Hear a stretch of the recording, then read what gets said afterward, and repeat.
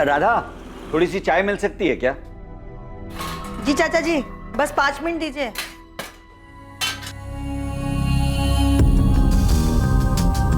संतोष, जरा फोन तो लगाना, सीमा कहाँ पहुंची है? ये देखता हूँ। माँ को ऐसा लगता है जो सीमा दीदी बोलेंगी वो मैं मान लूंगी। मैं बच्ची नहीं हूँ सुमन, मुझे अपने सही गलत की पहचान है। लेकिन नम्रता, तुम्हारे मम्मी पापा, मेरी मम्मी और बाकी सब लोगों की तरह वही मानेंगे जो सीमा बुआ कहेंगी। आने दो, देखते हैं क्या बोलती हैं। हेलो सीमा, कहाँ पर हो? सब लोग वेट कर रहे हैं तुम्हारा। एक सहेली के घर पे कुछ काम था तो काम खत्म करके आ रही हूँ घर पे। कहाँ पर हो तुम? रास्ते में हूँ मैं तुम्हें। हेलो हेलो सीमा, हेलो। चाचा जी, सीमा रास्ते में ही है, पहुंच रही है। नम्रता के सिर पर जो भूत सवार है ना, बस सीमा ही उसे उतार सकती है, देखना। लो वैशाली। नम्रता को समझाते समझाते थक गई हूँ मैं। नम्रता समझदार है, बस थोड़ी सी बहक गई है। आप चिंता मत करिए, सीमा आएगी, उससे अच्छे से बात करेगी और उसे समझा देगी और उसे सही रास्ता भी दिखा देगी। चाची, प्रिया को लेने मुझे स्कूल जाना है। अगर 2:30 बजे तक सीमा दीदी नहीं आई तो मैं निकल जाऊंगी। वैशाली, मैं ये कह रही थी कि तुम प्रिया को लेके ना स्कूल से सीधे यहीं आ जाना। वो क्या है कि तुम्हारी भी जरूरत पड़ेगी मुझे। कोशिश करूंगी चाची, सीमा दीदी समझा देगी नम्रता को। आप चिंता मत करो, नम्रता बात मान लेगी सीमा दीदी की। चर्चा में आने वाला मामला नम्रता अग्रवाल से संबंधित था और परिवार की यह मीटिंग 2 रात पहले ही तय हुई थी जब नम्रता के पिता शिव प्रसाद अग्रवाल ने सीमा साहू को कॉल किया। प्रणाम चाचा जी, कैसे हैं आप? मैं ठीक हूँ सीमा बेटा। परसों मैं और तुम्हारी चाची यहाँ बल्लीपुर से नम्रता को लेकर भोपाल आ रहे हैं। तुम टाइम निकाल कर रखना बेटा। चाचा जी, आप नम्रता को फोन दीजिए, मैं फोन पर बात करती हूँ उससे। ना बेटा, नम्रता थोड़ी अड़ियल हो गई है, तुम सामने बैठकर ही उसे समझाना। ठीक है चाचा जी, आप लोग आ जाइए। हम लोग राधा के घर पर आएंगे, तुम भी वहीं आ जाना दोपहर तक। ठीक है, मैं आ जाऊंगी। वैशाली को भी वहीं बुलाएं। ठीक है, प्रणाम। चाचा जी चाहते हैं कि मैं नम्रता से बात करूं। हाँ, तुम बात कर लो सीमा, लेकिन मेरे ख्याल से उनके फैमिली मैटर में ज्यादा दखल मत देना तुम। उनका फैमिली मैटर, फैमिली तो एक ही है ना यशवंत। अरे वो कजिन है मेरी, चाचा जी की बेटी है। लेकिन दूसरों के मामले में सलाह देने की एक हद होती है। सलाह दखल अंदाजी ना बन जाए, उसका ख्याल रखना चाहिए। ठीक है, मैं बात करूंगी नम्रता से, वो मेरी बात जरूर सुनेगी।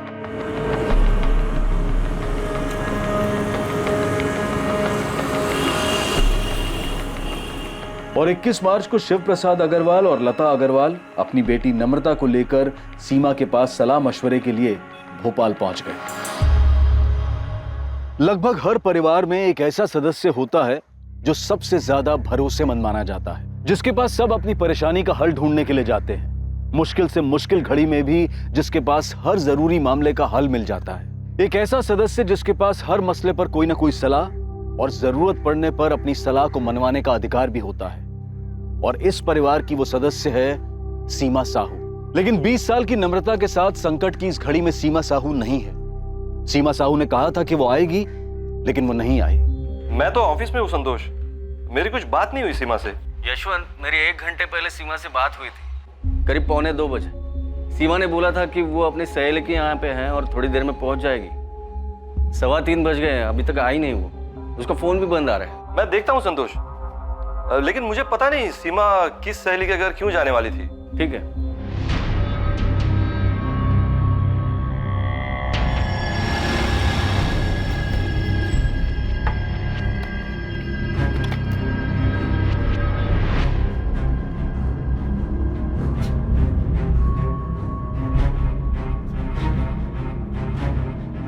हाँ राजेश, बेटा मम्मी घर पर है क्या?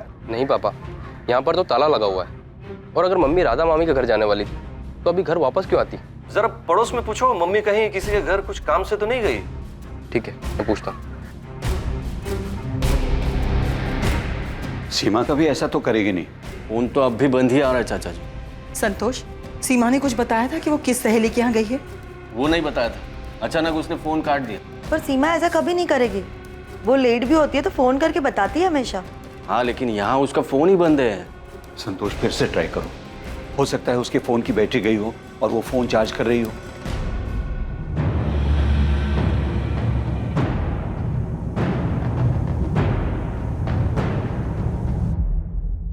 पांडे जी, हॉस्पिटल्स में चेक कराइए कि कहीं कोई एक्सीडेंट का केस वेस तो नहीं आया। सीमा साहू है ना नाम? जी, सीमा साहू, 39 साल। मैडम, मेरी वाइफ कभी ऐसा नहीं करती। वो कभी अपना फोन ऑफ नहीं रखती। मम्मी घर से 11 बजे निकली थी। मैंने पड़ोस में रहने वाली गायत्री आंटी से पता किया।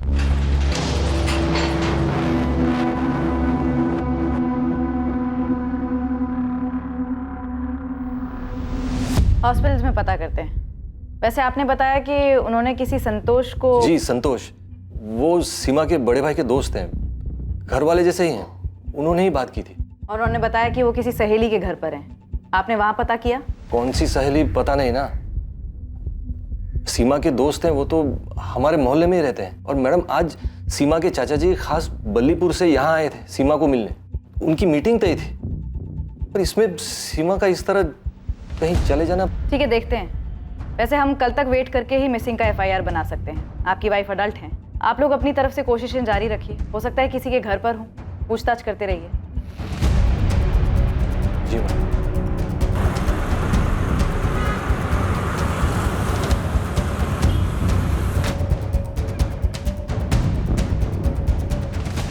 क्या कहा पुलिस ने?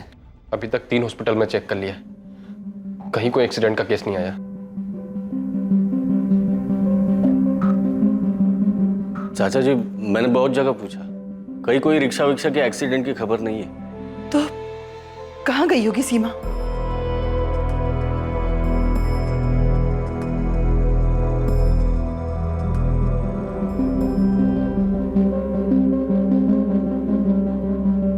सुमन, ये नम्रता से तेरी बात हो रही थी? हाँ, बातें तो हो ही रही थी, लेकिन तुम ऐसे क्यों पूछ रही हो जैसे मुझे कुछ पता है कि सीमा बुआ कहाँ गई हैं? बेटा, मुझे लगता है नम्रता है ना, ये यहाँ अपने मन से नहीं आई थी सीमा से बात करने। चाचा चाची इसे जबरदस्ती लेकर आए हैं। अम्मा, तुम खुद नम्रता से क्यों नहीं पूछ लेती? उसे पता होगा कि सीमा बुआ यहाँ क्यों नहीं आई। लो देख लो, सीमा दीदी मुझे एडवाइस देने वाली थी, बात करने वाली थी, समझाने वाली थी, अब खुद ही रफू चक्कर हो गई।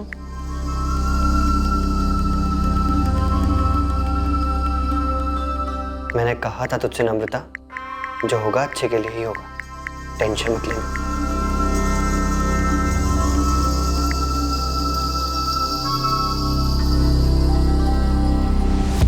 क्या कोई ऐसी बात है जिसकी वजह से वो अपने आप कहीं चली गई? ये क्या बात कर रहे हैं सर? सीमा अपने आप क्यों जाएगी? हाँ सर, सीमा दीदी अपने आप क्यों जाएगी? उनका परिवार है, पति है, बेटा है, हम सब हैं। सीमा हमारे परिवार की मुखिया जैसी है, सब सलाह लेते हैं उससे। वैशाली, ये जो आपकी कजन है नम्रता, इसका क्या माजरा? उससे क्या बात करनी थी? सीमा को क्या समझाना था उसे? फैमिली मैटर था। तो फिर जाइए और जाकर अपना फैमिली मैटर सॉल्व करिए। जब तक आप हमें पूरी बात नहीं बताएंगे, हम उसे ढूंढेंगे कैसे? सर, नम्रता के गांव बल्लीपुर में एक लड़का है, हिमांशु कनौजिया। नम्रता उससे शादी करना चाहती है।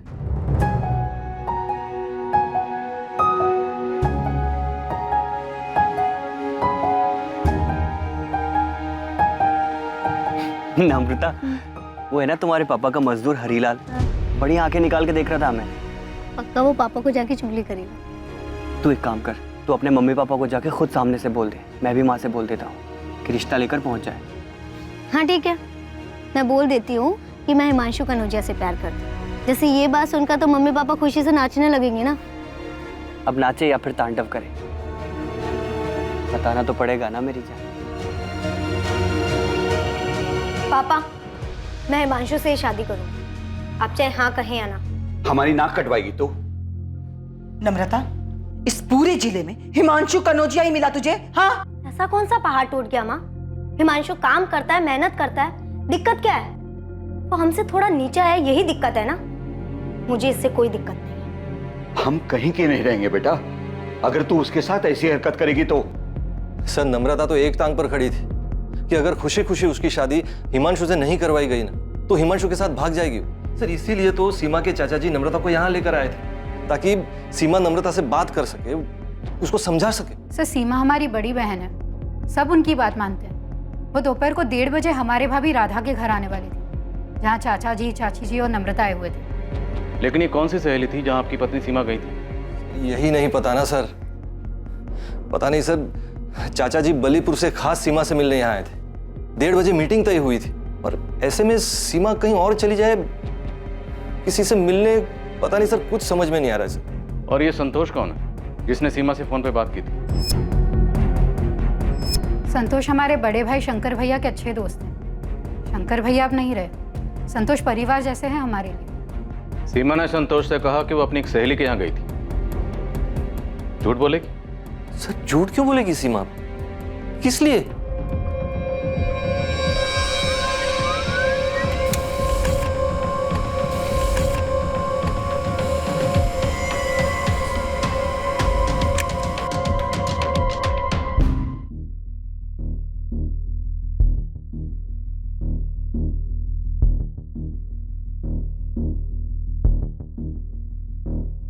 सारे हॉस्पिटल चेक किए, एक्सीडेंट तो नहीं हुआ है। नॉर्मल नहीं है साहब ऐसे गायब होना। ये पक्का आप जो नम्रता बोल रहे हैं उसके कनेक्शन से कुछ हुआ होगा, क्योंकि घर की एक जिम्मेदार औरत जिस पे पूरे परिवार वाले अपने अहम फैसले लेने के लिए निर्भर करते हो, वो खुद से तो गायब नहीं हो सकती। नम्रता वाला एंगल हम चेक करेंगे, वहाँ बल्लीपुर में उसके बॉयफ्रेंड हिमांशु कन्नौजिया से भी बात करेंगे। ठीक है साहब, मैं पता करता हूँ। आप केवल सीमा के फोन के लास्ट लोकेशन मिल जाए तो मुझे इन्फॉर्म कर देना, उस एरिया में ढूंढने में आसानी होगी। कमाल कर रही हैं आप विशाली दीदी। और चाचा जी को भोपाल बुलाकर यहाँ सीमा दीदी बल्लीपुर क्यों आएगी? और अगर हमारे घर यहाँ आना होता उन्हें तो क्या बता के नहीं आएगी? मुकेश 3 दिन हो गए, सीमा दीदी का कुछ पता नहीं चल रहा। ऐसे कहाँ चली गई वो? ये पक्का हिमांशु और नम्रता का किया कराया है। चाचा जी भी अजीब है, अगर नम्रता का ऐसा कुछ चल भी रहा था तो यहाँ आके हमसे बात नहीं की है, वहाँ सीधा भोपाल पहुँच गए। मुकेश अभी ये सब बात करने का टाइम नहीं है। दीदी गायब है, पहले उन्हें ढूंढना है। क्या हुआ, कुछ पता चला मुकेश? नहीं, बस सीमा दीदी का फोन अभी भी बंद आ रहा है। तंग आ गई होगी, हर किसी का प्रॉब्लम सुलझाते सुलझाते। तंग आ भी गई होगी तो क्या जीजा जी और राजेश को छोड़ के चली जाएंगी? बोलो। देखो अब कहाँ मिलती हैं, कहीं तो गई होगी। असलम कुछ नाश्ता बनाऊं? नहीं रहने दो, आज काम कुछ ज्यादा है। मेरी कोई जरूरत हो तो फोन कर लेना। ठीक है, मैं जीजा जी से मिलाती हूँ, परेशान होंगे वो लोग। ठीक है, मिला। मैं निकलता हूँ।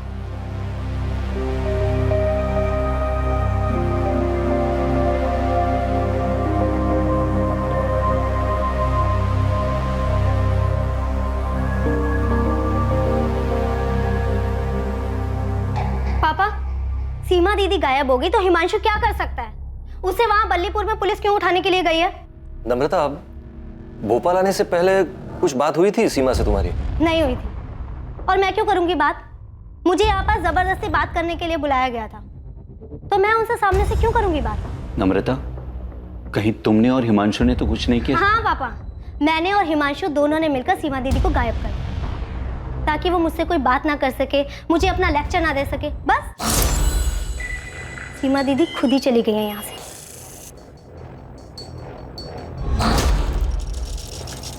सर, सीमा साहू का फोन 21 मार्च को हाथी चौक एरिया में स्विच ऑफ हुआ। टाइम 1:49।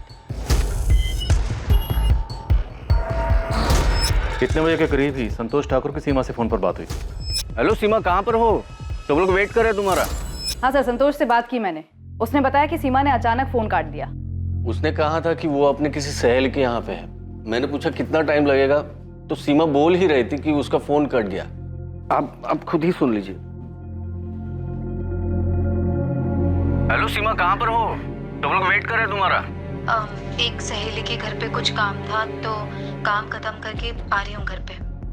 कहाँ पर हो तुम? रास्ते में हूँ मैं तुम्हें। हेलो हेलो सीमा, तुमने ये बातचीत रिकॉर्ड क्यों की? वो मेरा कॉल रिकॉर्डिंग हमेशा ऑन रहता है। संतोष से बातचीत के दौरान फोन कट हुआ और फिर स्विच ऑफ हुआ। लेकिन सर 21 मार्च को सिर्फ एक और ऐसा नंबर है जिससे सीमा के नंबर पर कॉल आया था। किसका नंबर है? असलम शेख का। हेलो, हाँ हाँ जी, वो सीमा दीदी हमारी पत्नी वैशाली की बड़ी बहन है। तुमने 21 मार्च की सुबह सीमा से बात की जिस दिन वो लापता हुई? जी जी जी, बात की थी हमने। तुम्हें सीमा के कहीं जाने या गायब होने की जानकारी है? उस दिन सीमा दीदी एक ही बात को लेकर बहुत परेशान थी। उनकी चचेरी बहन है नम्रता, उससे बात करके उनको कुछ समझाना था। हमारी पत्नी वैशाली ने हमसे फोन करके कहा था हम बात कर लें दीदी से, इसीलिए हमारी बात हुई थी सुबह 8 बजे। और कॉल रिकॉर्ड्स के हिसाब से भी असलम का फोन 8 बजे का ही है। इस सीमा साहू के बारे में और पता करो, पूरा परिवार से सलाह लेते, तो मतलब काफी समझदार और मैच्योर किस्म की लेडी, ऐसे तो कहीं नहीं जा सकती। कॉल रिकॉर्ड्स निकलाओ और देखो कि और किस किस से बात होती रही है। सीमा अपनी भाभी के घर जाने के लिए अपने घर से निकली थी। वो नम्रता और हिमांशु कनौजिया के रिश्ते के बारे में बात करने के लिए जा रही थी। पूरे 4 दिन बीत चुके थे, लेकिन सीमा अब तक नहीं पहुंची थी। क्या सीमा का गायब होना सीमा को नम्रता और हिमांशु के रिश्ते में कोई भूमिका निभाने से रोकने की एक सोची समझी साजिश थी? हाँ सर, भोपाल जाने से पहले मेरी और नम्रता की बात हुई थी कि कैसे सीमा दीदी को समझाए कि वो नम्रता को ज्यादा ज्ञान ना बांटे, उल्टा उसके मम्मी पापा को समझाए। हम कुछ गलत नहीं कर रहे थे सर, उससे शादी करनी है हमको। तो देखा कि सीमा साहू को समझाना मुश्किल होगा, इसीलिए तुमने और नम्रता ने गलत रास्ता अपनाया। सीमा दीदी कुछ ज्यादा ही दखल अंदाजी करती हैं सबके लाइफ में, बड़ा जज समझती हैं अपने आप को। तू वैशाली दी से बात कर ले। मैंने वैशाली दीदी से भी बात की थी। अब तो मुझे सपोर्ट करो वैशाली दीदी, क्या सब कुछ सीमा दीदी के हुक्म से ही चलेगा? नम्रता, मैं कुछ भी बोलूं पर तुम्हारे पापा सिर्फ सीमा दीदी की बात सुनेंगे। भोपाल आ रहे हैं सीमा दीदी से मिलने, तो बस समझ लो कि सीमा दीदी तुम्हें ही समझाने वाली कि तुम गलत कर रही हो। कोई कुछ भी कहे, शादी तो मैं हिमांशु से ही करने वाली हूँ, फिर चाहे वो सीमा दीदी हो या कोई और। बाहर में गई सीमा दीदी, चलो भाग चलते हैं। नम्रता, मैं माँ को अकेले से छोड़कर नहीं जा सकता।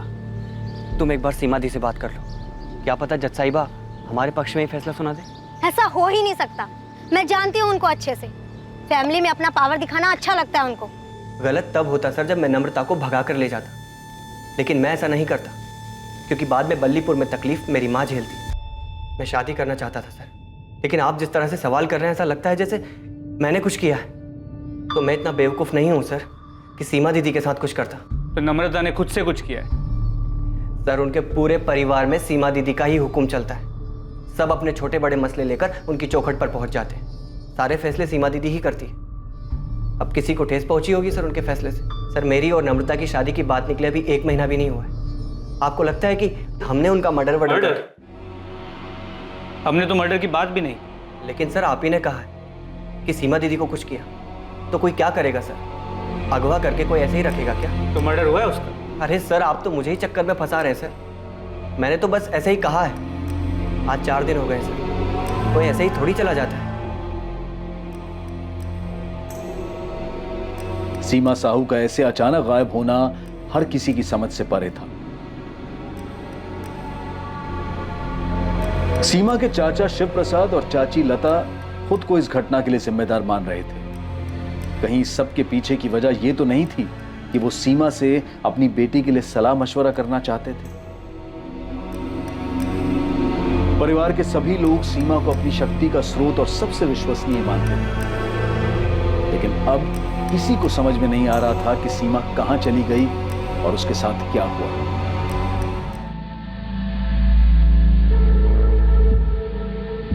हाँ, यही वो लेडी है, पक्का पक्का? दोस्त, कितनी बार बोलूं? हाँ पक्का। हमारे होटल में सीसीटीवी कैमरा भी। यही वो लेडी है जो 21 मार्च को आई थी।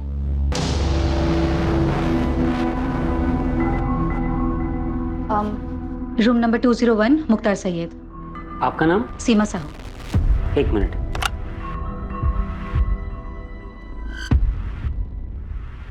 मुख्तार सैयद, ये कौन है?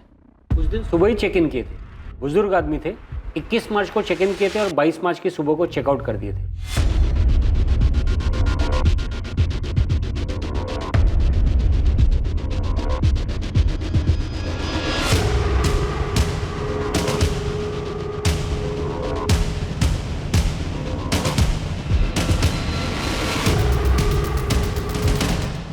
तो ये सीमा साहू रूम नंबर 201 में मुख्तार सैयद से मिलने गई थी। हाँ, मैंने मुख्तार जी से बात की थी और फिर इस लेडी को उनके कमरे में भेजा था।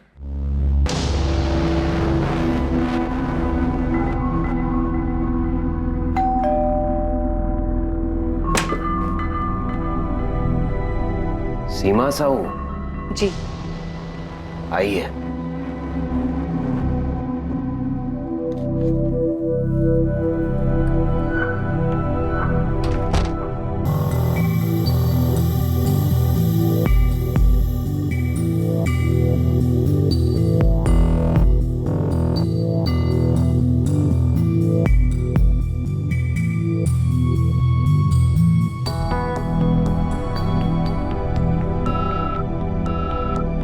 ये रेड साइन होटल हाथी चौक पर है मैडम, जहां आपने कहा था कि सीमा साहू का फोन स्विच ऑफ हुआ है। लेकिन सीमा ये मुख्तार सैयद से मिलने क्यों गई थी? कौन है ये मुख्तार सैयद?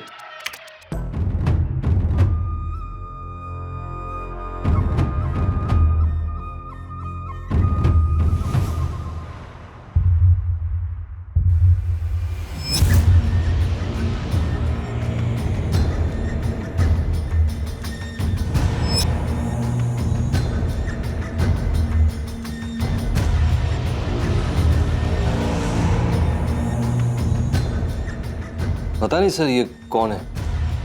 हमें होटल के रिकॉर्ड से ये आधार कार्ड मिला है। अगर ये आधार कार्ड असली है तो हम इसकी बाकी डिटेल्स निकलवाएंगे। और आप इस तस्वीर को देखिए, ये कोई बाबा किस्म का आदमी लगता है। क्या सीमा किसी बाबा से मिली थी?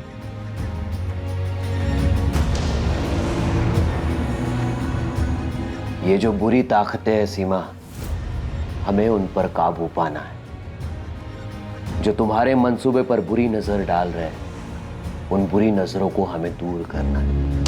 हम सबको मिलकर इन बुरे प्रभावों पर वार करना है और इन नकारात्मक तत्वों को हमें मिटाना है।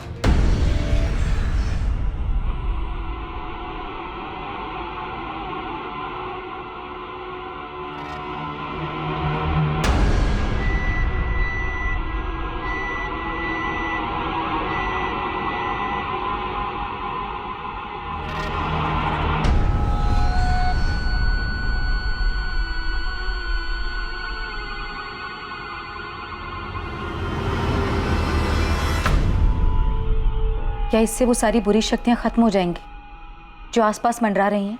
सब कुछ खत्म हो जाएगा, धीरे धीरे सब कुछ खत्म हो जाएगा।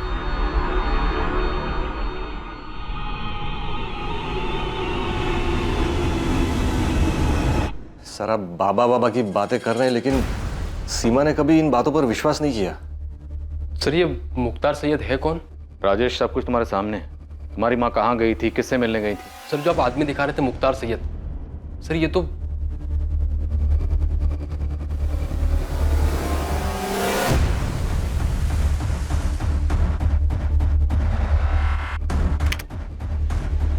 ध्यान से देखिए सर, इस आदमी के चेहरे पे दाढ़ी मूंछ सब कुछ नकली लग रहा है। सर ये तो कोई ढोंगी है।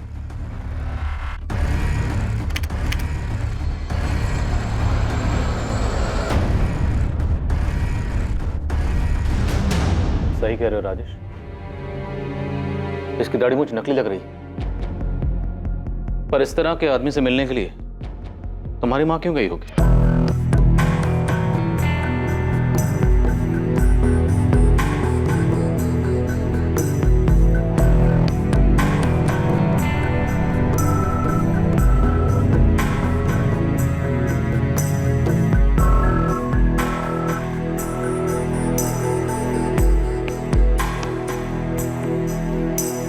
सीमा कभी किसी बाबा के पास नहीं गई। वो सिर्फ गुरु प्रमोद जी की प्रवचन सभा में जाती थी, वो भी हफ्ते में एक बार। मनुष्य को सब कुछ समय पर ही छोड़ देना चाहिए। समय आने पर सभी काम अपने आप होने लगते हैं। प्रकृति का चक्र भी समय के अनुसार ही चलता है।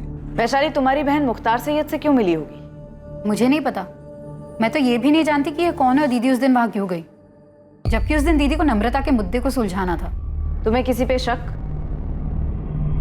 हम गुरु प्रमोद जी से तो बात करेंगे ही, पर क्या कोई ऐसा है जिस पर आपको शक हो क्योंकि आपकी पत्नी सीमा को देखकर ऐसा लग रहा है जैसे कुछ ठीक नहीं है। ये देखिए।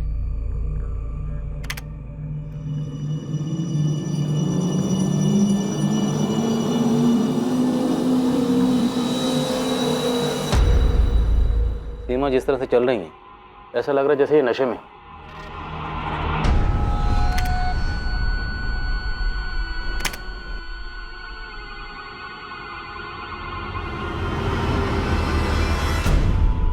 हाँ सर, लग तो रहा है कि नशे में। ऐसा लगता है जैसे इन्हें कुछ दिया गया हो।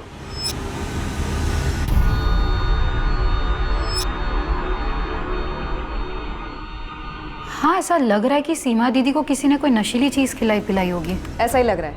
हमने उसकी आवाज़ भी सुनी। संतोष ने उसके साथ हुए कॉल को रिकॉर्ड कर लिया था। एक सहेली के घर पे कुछ काम था तो काम खत्म करके आ रही हूँ घर पे। कहाँ पर हो तुम? रास्ते में हूँ मैं तुम्हें। हेलो हेलो सीमा।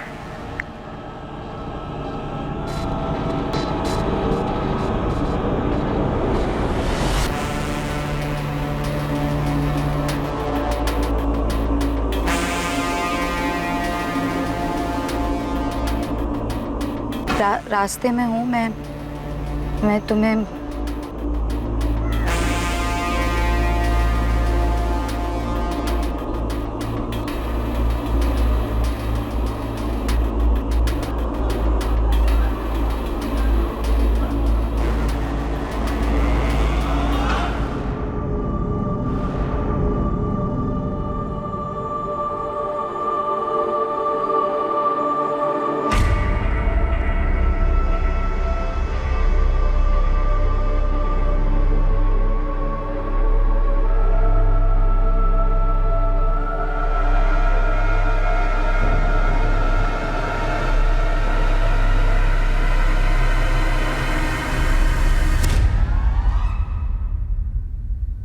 जीजा जी, ये संतोष ने कुछ किया है। संतोष ठाकुर? हाँ, उसने दीदी के साथ फोन पर की गई बात की रिकॉर्डिंग क्यों की? क्यों किया होगा उसने ऐसा? और ये सब कुछ मुकेश मामा ने किया है, उन्हीं का हाथ है इसमें। तुम्हारे मुकेश मामा जो बल्लीपुर में रहते हैं? हाँ। लालू तो इतनी ज्यादा छुट्टी लेगा, एक काम कर, तो हमेशा के लिए छुट्टी ले ले। मामा और मामी दोनों ने मिलकर किया है ये। लेकिन राजेश, तुम्हारी माँ मुख्तार सैयद से मिलने खुद गई हैं। जरूर मामा और मामी ने मिलकर कोई तिगड़म बैठाया है। मामा बहुत गुस्सा है मम्मी पे। जब खेत की सारी देखभाल मैं करता हूँ, अनाज की सारी बिक्री और सब कुछ मैं ही देखता हूँ, और उसमें से जो भी पैसा आता है तो इतना सारा पैसा मैं हर महीने राधा भाभी को क्यों दूं? मुकेश, क्योंकि वो अकेली हैं। उनके स्वर्गवासी पति शंकर भैया तुम्हारे, मेरे और वैशाली, हम तीनों के बड़े भाई थे। अरे इतनी समझ तो होनी चाहिए तुम में। अच्छा, तो मतलब मेहनत मुकेश करे और खाए सब। अच्छा, मुझे अच्छी तरह पता था मुकेश की जुबान के पीछे ना शब्द तुम्हारे ठूसे हुए हैं। तो मतलब हम वहाँ गांव में बैठकर चक्की पीसते रहे और यहाँ शहर में सब मलाई खाएं। सीमा दीदी, क्यों ना मुकेश को ज्यादा हिस्सा। तुम बीच में मत बोलो। अरे घर हमारे पापा का है, खेत हमारे पापा का है, और मुकेश इस समय जो बात कर रहा है ना, घर और खेत बेचने वाली। तो क्या हमारा हक नहीं बनता गाँव छोड़कर शहर आकर एक बेहतर जिंदगी जीने की? बेशक शहर आओ, लेकिन खेत और घर बेच कर नहीं। मतलब हम अपनी जिंदगी गांव में बैठ के पिसवाएं और आप लोग यहाँ मजे से ठाट से रहो। जो भी हम खेत में मजदूरी करते हैं उसका हिस्सा सबको मिले, लेकिन एक फैसला नहीं कर सकते घर और खेत बेचने का। अरे मुकेश, खेत और घर में शंकर भैया तुम्हारा, मेरा और वैशाली का, हम सबका बराबर का हिस्सा है। हमारी शादी से पहले सब काम मुकेश ही संभालता आ रहा था और शादी के बाद हम दोनों मिलकर संभाल रहे हैं। हाँ, तो अब नहीं संभाला जा रहा है ना, तो छोड़ दो। वहां हम किसी और को लगा देंगे, माँ को अपने पास बुला लेंगे। तुम और मुकेश निकल जाओ इन सबके बीच से। सीमा, गुस्से पर काबू रखो। यशवंत, मुझे पता है मैं क्या कर रही हूँ और क्या बोल रही हूँ। अरे मुकेश को ये सारी चाबी चढ़ाने वाली ना ये चंचल है। अच्छा, मैंने चाबी चढ़ाई है? मतलब आज तक आप दोनों बहनें मिलके मुकेश को अपने अंगूठे के नीचे दबाकर चलती आई और आज जब मुकेश की जबान चलने लगी तो मैंने चाबी चढ़ाई। चंचल, तमीज में बात करो। अरे तुम भी डरपोक हो। ये सीमा दीदी आज तक अपनी मनमानी करती है और आगे भी अपनी चलाती रहेंगी। चंचल! अरे दीदी, आप भी इन्हीं के नीचे दबी हुई हैं। चुप! मुकेश मामा और चंचल मामी के अंदर बहुत गुस्सा भरा मम्मी के लिए। तो तुम्हें लगता है मुख्तार सैयद उनका भेजा हुआ कोई बंदा हो सकता है? संतोष? हाँ, हमें भी डाउट तो हुआ था कि संतोष ने कॉल रिकॉर्ड क्यों किया। जीजा जी मानने को तैयार नहीं है, लेकिन मैं कह रही हूँ ये संतोष की नज़र दीदी की तरफ मुझे कभी ठीक नहीं लगी। मुझे भी अजीब लग रहा है कि उसने आके दीदी का कॉल रिकॉर्ड क्यों किया। क्या हुआ था सीमा साहू के साथ? किसी को भी नहीं पता था कि सीमा मुख्तार सैयद से मिलने क्यों गई थी, और ना ही किसी को यह अंदाजा था कि वो ऐसा क्यों करेगी। हालांकि सीमा के बेटे राजेश को अपने मामा मुकेश और मामी चंचल पर शक था, और सीमा की बहन वैशाली सीमा के दोस्त संतोष ठाकुर को कटघरे में खड़ा कर रही थी। लेकिन मुख्तार सैयद का खुलासा सबके लिए चौंका देने वाला था। एड्रेस तो यही है सर, लेकिन मैं यहाँ 15 सालों से रहता हूँ। इदरीस खान नाम है मेरा। और सर, मैंने आज तक किसी मुख्तार सैयद नाम के आदमी को यहाँ हुसैन नगर में न देखा है न सुना है। जरा ध्यान से देखिए, फोटो से भी पहचान में नहीं आ रहा। नहीं सर, चाहिए तो मस्जिद के इमाम साहब से भी पूछ के देखता हूँ, लेकिन ये एड्रेस मेरा ही है।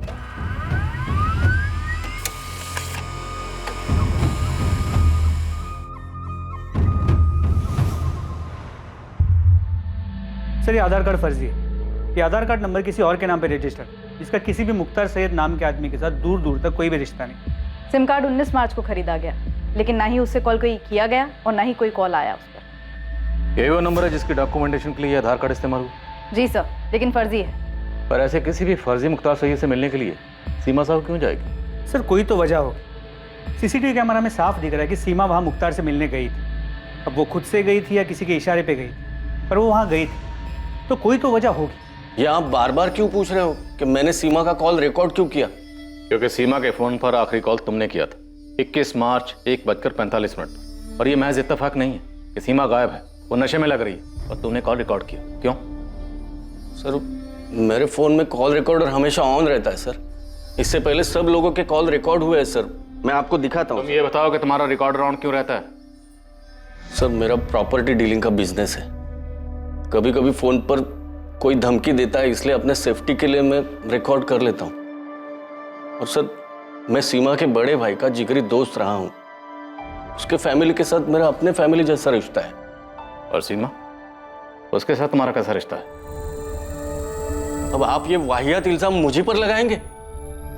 ये आप लोग संतोष जी से ऐसे भद्दे सवाल कैसे पूछ सकते हैं और उन पे इल्जाम कैसे लगा सकते हैं? क्योंकि सीमा गायब हुई है, तुम्हारे स्वर्गवासी पति की छोटी बहन। तो सीमा के गायब होने में संतोष जी का कैसे हाथ हो सकता है? तो फिर किसका हो सकता है? आप ही बता दीजिए। मुझे क्या पता, हो सकता है नम्रता जिससे शादी करना चाहती है उस लड़के का हाथ हो। वैसे भी नम्रता बहुत चिड़ी हुई थी और उसने मेरी बेटी सुमन को भी बताया। क्या बताया था? मैं तो कहती हूँ अच्छा है सीमा दीदी कहीं बिजी हो जाए और यहाँ पर आए ही ना। इससे तुम्हारी प्रॉब्लम सॉल्व हो जाएगी। अरे बात करो ना उनसे। नहीं करनी मुझे उनसे बात। क्यों हर फैसला सब लोग उनसे पूछ कर लेते हैं? अब मैं 20 साल की हो गई हूँ, मैं अपने सही गलत के फैसले खुद ले सकती हूँ। नम्रता ऐसा कह रही थी, पर अम्मा क्या नम्रता उस हिमांशु के साथ मिलकर ऐसा कुछ करेगी कि बुआ? देखिए, संतोष जी भले आदमी हैं और हमारे परिवार को अपना परिवार मानते हैं। हमें पूरा शक है कि सीमा के गायब होने में किसी अपने का ही हाथ है, इसलिए पूछताछ तो हम सबसे करेंगे राधा जी। और अब तो FIR भी बन चुका है। संतोष जी भले आदमी हैं और हमारे परिवार को अपना परिवार मानते हैं। हमें पूरा शक है कि सीमा के गायब होने में किसी अपने का ही हाथ है, इसलिए पूछताछ तो हम सबसे करेंगे राधा जी। और अब तो FIR भी बन चुका है। मैं क्यों अपनी दीदी के साथ कुछ करूंगा? तूने जो कुछ भी किया है उसकी वजह है तेरे पास मुकेश। अरे आप लोग क्या बात कर रहे हैं? मुकेश तो अपनी दीदी के सामने भीगी बिल्ली बनकर रहता है। तो तुम सबसे आंख मिला के बात करती हो? हाँ करती हूँ, और आपसे भी करूंगी अगर आप लोग हम पर गलत आरोप लगाएंगे तो। पर मेरी बेटी कहाँ है? कहाँ चली गई वो? माँ जी, पिछले 7 दिनों से हम भी उसे ढूंढने की कोशिश कर रहे हैं, लेकिन अब तक हम उसे ढूंढ नहीं पाए। और इसी सिलसिले में मुकेश और चंचल को पूछताछ के लिए ले जा रहे हैं। लेकिन सर 21 मार्च को मैं यहीं गाँव में था। और आपके पास सबूत क्या है कि मुकेश ने यहाँ गाँव में बैठकर कुछ कराया हो? सबूत तो फिलहाल हमारे पास तुम्हारे खिलाफ भी नहीं है, इसीलिए पूछताछ बोल रहा हूँ। अगर सबूत होता तो इतने प्यार से बात नहीं करता। आपको पक्का हमारा नाम यशवंत जीजा जी ने दिया होगा। दिया जिसने भी हो, वजह तुम्हारे पास थी मुकेश। वजह किसके पास नहीं है सर? सभी तो सीमा दीदी के थाक से थक चुके थे, खुद यशवंत जीजा जी भी। ये नहीं बताया उन्होंने? सीमा साहू की थाक से? तुम्हारी ये बड़ी बहन क्या कोई गैंग लीडर थी? गैंग लीडर का तो पता नहीं सर, लेकिन हम सब भाई बहन, उनका पति, उनका बेटा राजेश, सब पर उनकी धाक थी। घर में सबसे बड़ी थी वो, इसलिए पापा जी ने सारी कमान उनके हाथ में दे दी। सब पर राज चलाती थी वो। ये क्यों नहीं बताया यशवंत जीजा जी ने आपको? सीमा, कभी कभी तुम्हारा दूसरों की जिंदगी पर हावी होना दखल अंदाजी की हद तक चला जाता है। यशवंत, अगर मैं फैसले लेना बंद कर देती ना तो सबकी जिंदगी बिखर गई होती अब तक। ये तुम्हारी गलतफहमी है सीमा। दूसरों के बारे में फिक्र करना अच्छी बात है। लोग जब तुम्हारे पास सलाह मशवरा करने आते हैं वो अलग बात है, लेकिन जब तुम दूसरों की जिंदगी में सही गलत के फैसले लेने बैठ जाती हो ना, वो गलत है। यशवंत, जो इंसान फैसला लेता है ना उसे सही गलत का पता नहीं होता। वो बस एक फैसला लेता है और उस एक फैसले को सही बनाने की कोशिश करता है, उसे सही दिशा देता है। मैं भी बस वही कर रही हूं। सीमा, हर एक का नजरिया तुम्हारे जैसा नहीं होता। तुम्हारा फैसला किसी के लिए गलत भी हो सकता है, और अगर कभी किसी को तुम्हारा फैसला ज्यादा गलत लग गया ना तो वो कुछ बहुत गलत कर सकता है। और सिर्फ जीजा जी ही क्यों, उनका बेटा राजेश वो भी चिढ़ता है अपनी माँ से। मम्मी, मैं 18 साल का हो चुका हूं। मेरे फोन में और मेरा बैग में ताक झाक करना बंद करो। मुझसे इस तरह से बात करने की हिम्मत कैसे हुई तेरी? तो क्या करूं मम्मी? मैं दूसरों की तरह तुम्हें अपनी जिंदगी के फैसले नहीं लेने दे सकता। सॉरी मम्मी, ये मेरी जिंदगी है और इसे मैं अपने हिसाब से जीना चाहता हूं। प्लीज मुझे जीने दो। वैशाली, अब तू मुकेश की तरफदारी करना बंद कर और अपना घर संभाल, ठीक है? तुम समझती क्या हो अपने आप को दीदी? किसी भी बात पे मुझे ही ताना मारोगी? वैशाली, तुम्हें सही गलत की परख नहीं है। हाँ हाँ, भगवान ने हमारे हिस्से की भी सही गलत की समझ तुम्हें ही दी है। तुम जीजा जी को तो कुछ बोलने देती हो नहीं, और यहाँ मुझे लेक्चर देती हो कि मैं अपना घर संभालूं। सीमा, मुझे चेक मिला, लेकिन हर महीने तुम जितना भेजती हो उससे ज्यादा है इस बार। हाँ भाभी। अच्छा, सुमन को जो एक्स्ट्रा क्लासेस ज्वाइन करनी थी ना उसके कोर्स के लिए, उसे ज्वाइन करने दीजिए। हमारी सुमन पढ़ाई में बहुत अच्छी है भाभी, और शंकर भैया भी तो चाहते थे ना उसे खूब पढ़ाना। सीमा, कितना ख्याल रखती हो तुम हमारा। हमारी हर छोटी सी छोटी बात तुम्हें याद है। और सिर्फ मैं नहीं, आप भी हर छोटी से छोटी चीजों का ध्यान रखती हैं, और सिर्फ मेरी नहीं, पूरे परिवार की। फिर मेरा भी तो इतना फर्ज बनता है ना। इतना प्यार दिया ना तुमने कि मुझे कभी उनकी कमी का। भाभी, आप हमारे ही परिवार का हिस्सा हैं। और सर लिख के ले लो, सिर्फ राधा भाभी हैं जो सीमा दीदी के गुणगान गाएंगी, क्योंकि जब उन्हें पैसे मिलते हैं तो वो आंख भी मूंद लेती है। किससे आंख मूंद लेती है राधा? वही जो चल रहा है सीमा दीदी और संतोष भैया के बीच।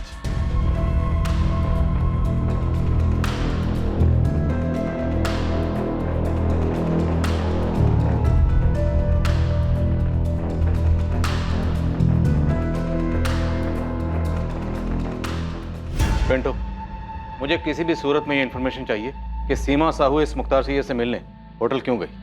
ठीक है साहब, मैं पता करता हूँ, लेकिन आप एक बार असलम शेख से भी पूछताछ करो साहब।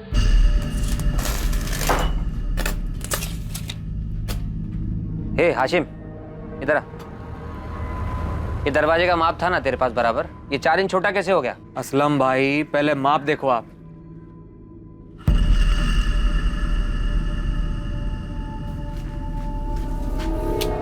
ये शमशेर ने यही माप दिया था।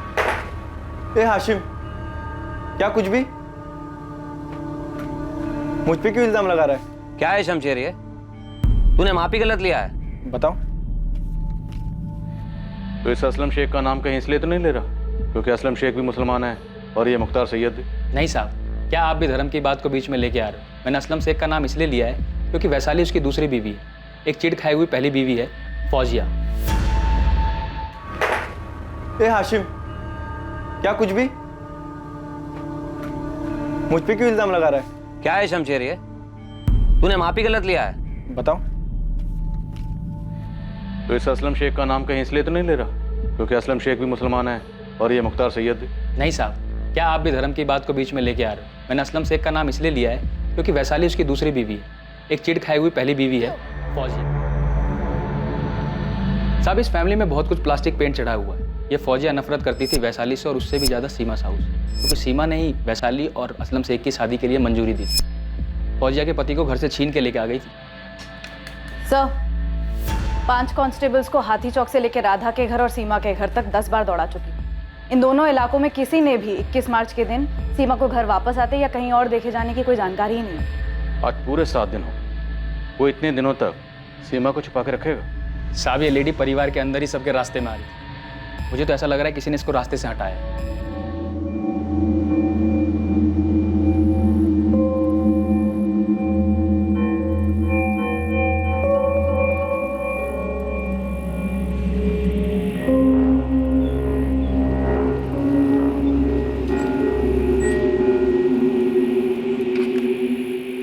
पता है, मुकेश भैया और चंचल भाभी को पुलिस पकड़ के ले गई है। हाँ, और वहाँ भोपाल में भी काफी हलचल है। तेरे मम्मी पापा क्या बोल रहे हैं?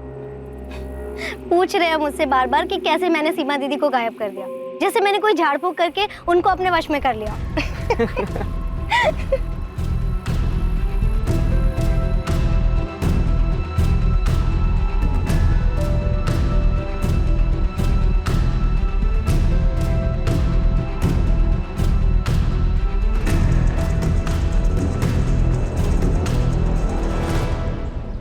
ईशा, हम दोनों को कोई भी अलग नहीं कर सकता, कोई भी नहीं। राजेश, मैं तुमसे एक सीधी सी बात पूछना चाहती हूँ। अब हाँ, पूछो ना। तुमने अपनी माँ के साथ क्या किया?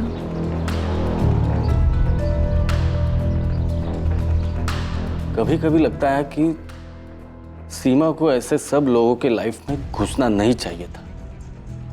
संतोष जी, आपको वो कॉल रिकॉर्डिंग डिलीट कर देनी चाहिए।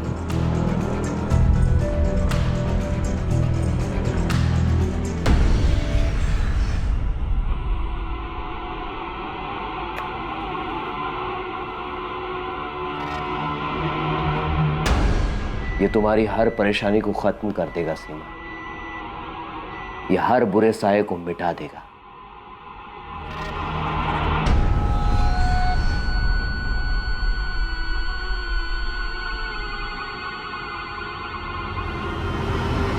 हमें सबसे अलग अलग पूछताछ करनी होगी सर। सबको कोई ना कोई शिकवा रहा है इस सीमा साहू से। सर, मुझे इस बात का डर है कि शायद हम सीमा साहू को जिंदा ना पाए।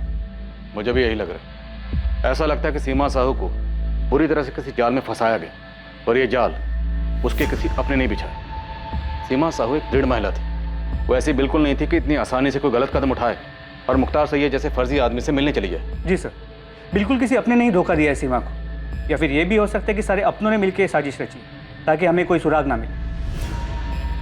वाह मुकेश, पुलिस की गाड़ी में तो तुम्हारे तेवर ही कुछ अलग थे।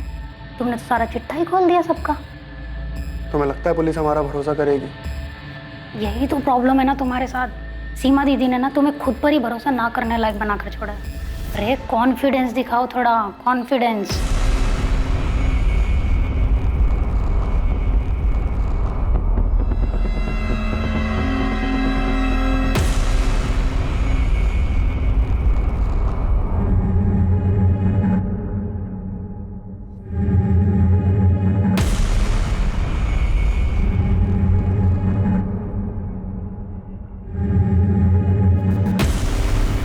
क्या वो एक ही शख्स था जो सीमा से बदले की भावना में इस हद तक चला गया था, या फिर कई लोगों ने मिलकर यह चक्रव्यूह रचा था जिसे पुलिस के लिए सुलझा पाना इतना मुश्किल हो रहा था?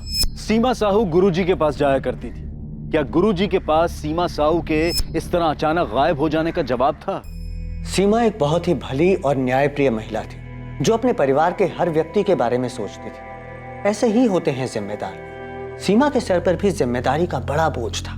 सीमा के भी परिवार में ऐसे बहुत से लोग होंगे जो हर चीज के लिए उसे जिम्मेदार ठहराते होंगे। क्या सीमा ने इस बारे में आपसे कोई जिक्र किया था? सीमा मेरी सभा में हमेशा आया करती थी। यहाँ उसे शांति सी मिलती थी, कभी कभी बातें भी किया करती थी। हाँ, कुछ था उसके मन में जो उसे परेशान कर रहा था। मैं नहीं जानती गुरुजी, लेकिन हाँ मैं ये जानती हूँ कि मैं हर वक्त सही नहीं हो सकती, लेकिन अगर हर किसी को सही निर्णय और सही फैसले के लिए मुझी से उम्मीद है तो मैं क्या कर सकती हूँ? कभी कभी समय को अपना काम करने देना चाहिए सीमा। मैं हर चीज समय पर नहीं छोड़ सकती गुरुजी, और उसमें खास तौर पर जब हर कोई अपनी परेशानी का हल ढूंढने के लिए मेरे ही दरवाजे पर आकर दस्तक दे। देखो सीमा, तुम सबकी परेशानी या उसके हल के लिए जिम्मेदार नहीं हो। क्या तुम अपने दरवाजे पर आने वाले हर एक इंसान को जवाब देना अनिवार्य समझती हो, या क्या तुम अपनी जिम्मेदारी के बोझ के तले इतनी बुरी तरह दब गई हो कि तुम्हें यह लगता है कि हर इंसान को अपनी परेशानी लेकर तुम्हारे दरवाजे पर दस्तक देने आना चाहिए? मैं श्योर नहीं हूँ गुरुजी, लेकिन शायद हाँ, क्योंकि कहीं ना कहीं मैं अपने परिवार के लिए सही डिसीजन लेते रहना चाहती हूँ। आखिर वो लोग मेरे अपने हैं और उन लोगों को मुझसे बहुत उम्मीद है। अगर तुम शांति चाहती हो तो तुम्हें दूसरों की अशांति से दूर रहना होगा। क्या यह अशांति इतनी बुरी थी? कि सीमा को घर से भागना पड़ा? जी, सीमा ऐसी नहीं थी। ये तो साफ तौर पर एक मायाजाल नजर आ रहा है। ऐसा कौन हो सकता है जो उसे मुख्तार सैयद के पास भेज सकता है? वो वहां क्यों जा सकती है? किसी जवाब की तलाश में ही गई होगी, ठीक उसी तरह जिस तरह वो यहाँ आई थी। आप सही कह रही, जरूर उसे किसी ने अपने जाल में फंसाया है। सर मैं आपको पहले ही बता चुका हूँ कि 21 मार्च की सुबह को मेरी और सीमा दीदी की फोन पर क्या बात हुई थी। तुम्हारी और वैशाली की शादी से तुम्हारी पहली बीवी फौजिया काफी नाराज है ना? लेकिन सर इस बात का सीमा दीदी से क्या नाता? हमें पता चला है कि सीमा की रजामंदी से तुम दोनों की शादी हुई थी, जिससे फौजिया की जिंदगी बर्बाद हो गई। सर ये बात पूरी तरह से गलत है, बकवास है। मैं वैशाली और फौजिया दोनों का बराबर ख्याल रखता हूँ सर। मुझे समझ में नहीं आता कि आप लोग आखिर साबित क्या करना चाहते हैं। मैंने नम्रता से हर तरीके से बात की, वो कितनी भी बगावत कर ले, लेकिन अपनी बड़ी बहन सीमा को नुकसान पहुंचाने के सपने में भी नहीं सोच सकती। चाचा जी मैं आपकी बात समझ सकता हूं, लेकिन एक बात खटक रही है। मुख्तार सैयद जैसे आदमी को मिलने के लिए सीमा कैसे जा सकती है, वो भी उसी दिन जिस दिन वो नम्रता को समझाने वाली थी। जरूर किसी ने हमारी सीमा से नम्रता के बारे में बात करने के लिए आने के मौके का फायदा उठाया है।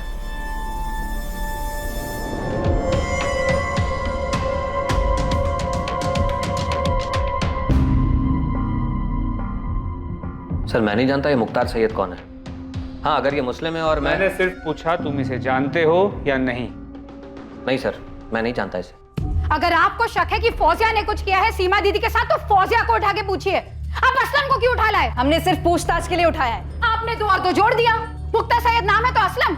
मैं कह देती हूँ, मैं पुलिस स्टेशन के बाहर अनशन पे बैठ जाऊंगी। आप लोग मेरे पति को बस इस वजह से परेशान करें क्योंकि इसमें धर्म का कोई लेना देना नहीं है, और तुम्हें तो ये समझना चाहिए कि हम तुम्हारी बहन को ढूंढने के लिए ये सब कर रहे हैं। तो फिर मेरी बहन को ढूंढिए। मैंने आपको पहले भी बताया कि सीमा दीदी के दोस्त संतोष ठाकुर है इसके पीछे। हमारे परिवार में हर कोई एक दूसरे पर इशारा कर रहा है, मालूम है ना तुम्हें? आपको जिस पे शक करना है कीजिए, जिसको जो पूछना है पूछिए, पर मेरे पति को इस बीच मत घसीटिए।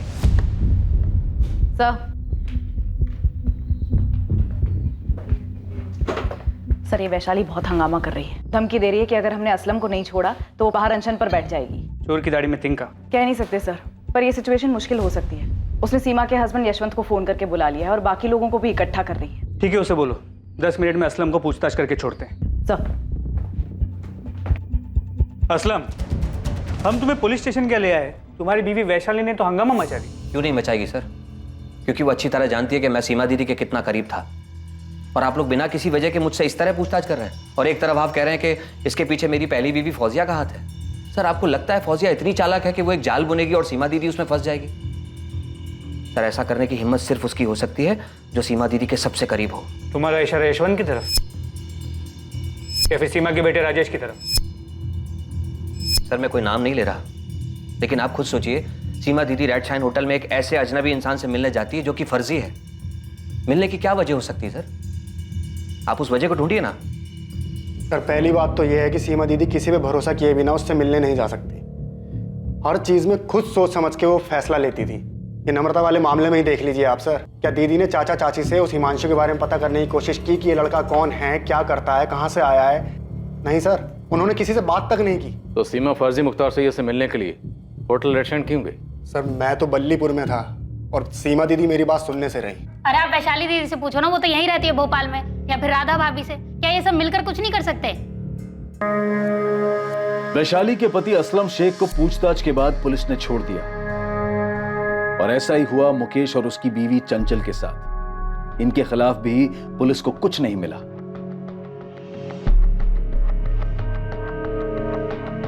पुलिस ने हर उस शख्स के फोन रिकॉर्ड्स चेक कर लिए थे जो सीमा साहू के करीब था। सीमा साहू के पति और उसके बेटे ने अखबारों में इश्तिहार दिया जिसमें सीमा साहू को ढूंढने वालों के लिए इनाम घोषित किया गया था।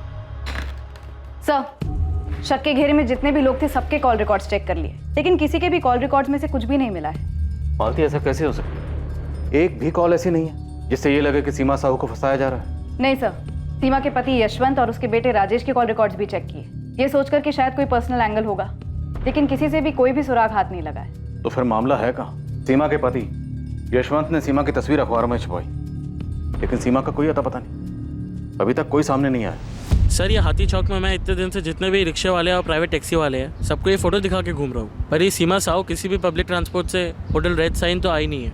कोई तो है जो उसे लेके आया है यहाँ। इस मुख्तार सैयद का कुछ पता चला? साहब इस फोटो से तो कोई भी इसे पहचान नहीं रहा है। आपके साइबर सेल से इसके बिना मुझ दाढ़ी वाली फोटो आने वाली थी ना, वो कल तक आ जाएगी। सीमा ने कोई पब्लिक ट्रांसपोर्ट नहीं लिया तो जरूर उसका कोई अपना ही उसे होटल रेड साइन होटल लेकर गया, और ये सब कुछ बड़ी सोची समझी साजिश के तहत किया गया। तो ये जो भी है बहुत शातिर है, खुद तो अंदर गया नहीं और सीमा को अकेले अंदर भेज दिया। मैं थोड़ी देर में आती हूँ।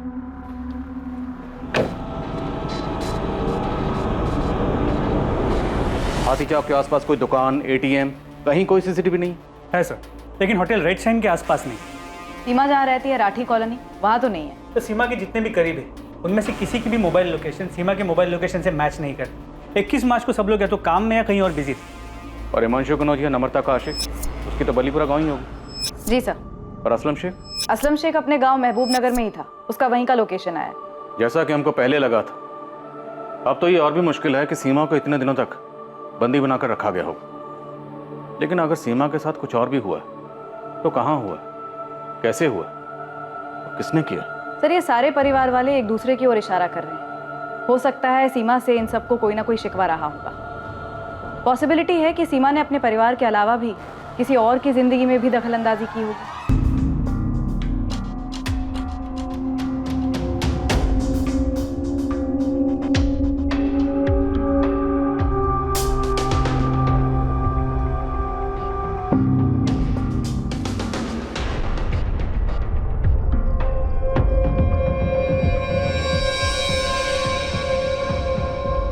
का आदमी नहीं सर, उस बारे में मुझे कुछ नहीं पता, लेकिन हमारे मोहल्ले में सीमा का सबके साथ बहुत अच्छा था। लोग बहुत इज्जत करते थे उसकी, अपनी परेशानियां लेकर आते थे उसके पास सलाह मशवरा के लिए। एक बात समझ से बाहर है कि सीमा किसी फर्जी इंसान को मिलने क्यों जाएगी। कोई तो बात थी जो उसे परेशान कर रही थी, इसलिए किसी के कहने पर वो इस फर्जी मुख्तार सैयद से मिलने अकेली गई, वो भी होटल में। नरेश नागपाल, वैशाली का पहला पति सर, वो सीमा से काफी नाराज था। सीमा तुम्हारी बहन तुम्हारा इस्तेमाल कर रही है मेरे बारे में गलत अफवाह फैलाने के लिए। अरे ये हमारे आपस का मामला है, और वो ऐसे कैसे घर छोड़ के जा सकती मेरी बेटी के साथ? नरेश, प्रिया वैशाली की भी बेटी है। अरे तो मैं भी बाप हूं उसका। तो मैं मानता हूं कि मैंने उसके ऊपर हाथ उठाया है, लेकिन तुम भी अच्छी तरह से जानती हो कि तुम्हारी बहन कैसी है। वो जैसी भी है, लेकिन तुम्हें कोई हक नहीं है उसे इस तरह मारने का। मुझे अब इसके साथ नहीं जाना, नहीं रह सकती मैं अब और इसके साथ। अरे वैशाली, नरेश ने वादा किया है दोबारा तुम पर हाथ नहीं उठाएगा। अरे अब तो मैं भूल चुकी हूँ दीदी, भूल चुकी हूँ कि पिछले 5 साल में ऐसे वादे इसने मुझसे कितनी बार किए हैं। हाँ, मैं भी भूल चुका हूँ कि प्रिया को घर पे अकेले छोड़ के तुम कितनी बार खैर मदद के साथ बाहर घूमने गई हो। अब मेरा मुंह मत खुलवाना। नरेश बस। वैशाली, तुम दोनों के इस झगड़े का प्रिया पर क्या असर होगा? और इसकी करतूतों का प्रिया पर बड़ा अच्छा असर पड़ेगा ना। ये मुझे प्रिया के सामने मारता है, और अब मैं ऐसे चुपचाप मार खा के नहीं रह सकती दीदी। अरे नहीं रह सकती तो सुधार लो अपनी हरकतें ना। तुम पहले अपनी हरकतें ठीक करो, मैं तुम्हारे साथ नहीं आने वाली, और ये बात तो तय है। सर वैशाली और नरेश का डिवोर्स हुआ नहीं अभी तक, लेकिन वैशाली नरेश के पास जाना नहीं चाहती। नरेश काफी नाराज हुआ था जब सीमा ने फैसला किया था कि वैशाली अब नरेश के पास नहीं जाएगी। सीमा ने यह फैसला लिया। तुम दोनों का जो ये मामला है ना, इसे सुलझाना नामुमकिन है। और जहां तक रही बात साथ रहने की, तो बेहतर ये होगा ना कि तुम दोनों अलग ही रहो। हाँ तो चला जाऊंगा, मुझे कोई शौक नहीं उसके साथ रहने का, लेकिन जाऊंगा तो अपनी बेटी के साथ। तुम लड़ाई लड़ना चाहते हो, लड़ो, लेकिन प्रिया वैशाली के साथ ही रहेगी। तुम्हारा पक्ष कमजोर हो जाएगा नरेश, ध्यान रखना।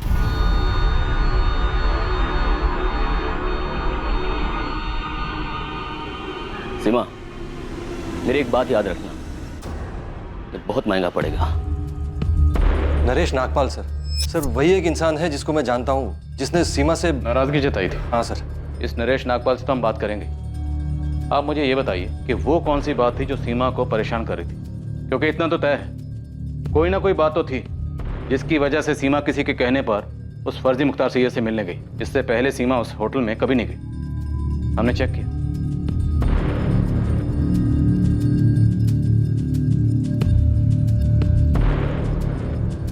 एक जवान आदमी बूढ़े के भेस में सीमा साहू से मिलता है, कहीं ये कोई हिस्ट्री शीट तो नहीं? सर हिस्ट्री शीटर्स को तो काफी खंगाला है। पिंटू खबरी ने भी काफी लोगों की तलाशी ली है।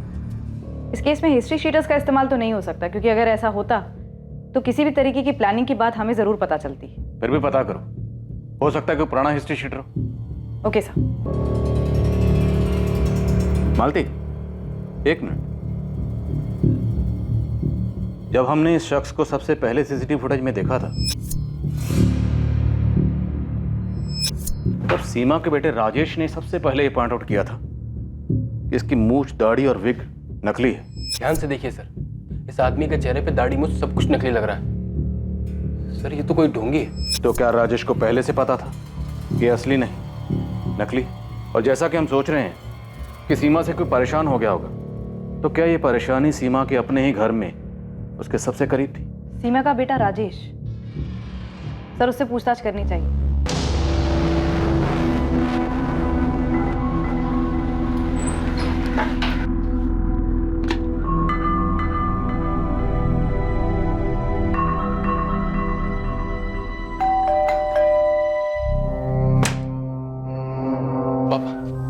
मम्मी का कुछ पता चला? सीमा साहू की मौत हो चुकी थी और उसकी मौत को छुपाने के लिए उसकी डेड बॉडी को दीवार में चुनवा दिया गया। और सीमा की मौत का संबंध निश्चित रूप से परिवार पे उसके नियंत्रण से था। 21 मार्च को सीमा साहू को एक ऐसे जाल में फंसाया गया जो सीमा की परेशानियों का अंत करने के झूठे प्रस्ताव के रूप में उसके सामने आया। क्या सीमा की यह परेशानी उसके बेटे राजेश को लेकर थी, या यह परेशानी वैशाली के पहले पति नरेश नागपाल से जुड़ी हुई थी? तूने सीमा को धमकी दी थी नरेश कि उसे बहुत महंगा पड़ेगा। अब बहुत महंगा पड़ेगा कहना मतलब ये थोड़ी है कि मैं उसे मार देता। मार देता? मतलब सीमा मर चुकी है? अब आपको जो समझना है आप समझिए। मैं आपसे पहले ही बता चुका हूं कि मेरा कोई लेना देना नहीं है इस चीज से। और दर्द है तो सिर्फ इस बात का कि मैंने अपनी बेटी प्रिया को खो दिया, लेकिन उस चीज को मैं मन ही मन पी गया। अब सीमा को मार के या उसे गायब करके मैं कौन सा अपने घाव पे मरहम लगा लेता? वो तो खुद ही हताश थी। हताश? क्यों? अब आपको क्या बताऊं साहब, वैशाली ने क्या हरकत की थी।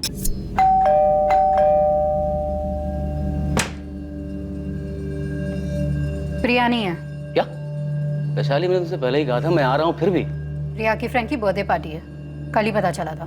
ठीक है, मैं यही वेट करता हूँ। बाहर ही वेट कर लो, आए तो मिल लेना। एक मिनट, आप कौन होते हमारे बीच में बोलने वाले? मैं। वो मेरे पति हैं। होशंगाबाद के जिस मोहल्ले में हम रहते थे वहाँ आए दिन खबर मिलती थी, आज वैशाली इसके साथ देखी गई, आज वैशाली उसके साथ देखी गई। और मुझे छोड़कर वो भी गई कहाँ? असलम के साथ, जो खुद शादीशुदा था। इन दोनों की शादी हुई भी थी कि नहीं किसे पता।